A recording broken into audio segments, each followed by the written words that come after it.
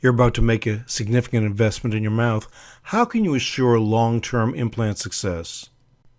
A dental implant is nothing more than a screw. The outside threads go into the bone, and then at the top you'll see the dental implant receptacle that holds the teeth. Let's look at an upper front tooth, the upper right central incisor. Looking at it from the side, if we look at the left side, you'll see that you need 2 millimeters of healthy bone to provide a sufficient blood supply to a dental implant. But most people have less than 1 millimeter of bone surrounding their natural tooth. That doesn't provide sufficient blood supply to the bone itself.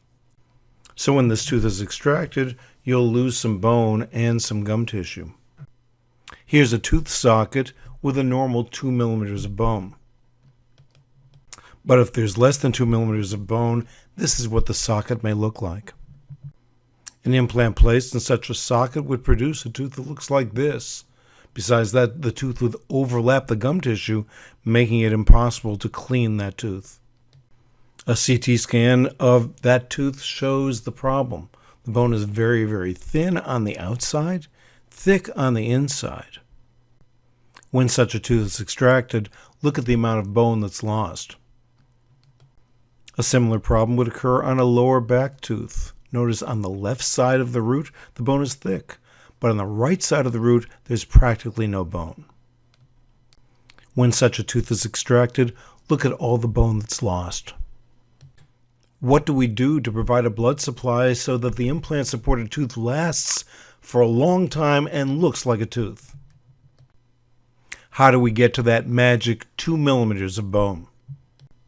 Let's look at a socket with a little bit of resorption, or even a socket with more resorption.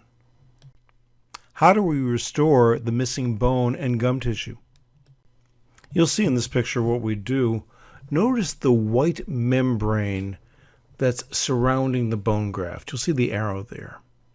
We tack that membrane into place and we shape the membrane exactly the way we want the ridge to be. We then place bone grafting material within the membrane and around your existing bone. And then finally we cover that with a soft tissue graft. You can now see the graft healed with thick gum tissue and thick bone. The implant is now nourished with a big, beautiful blood supply.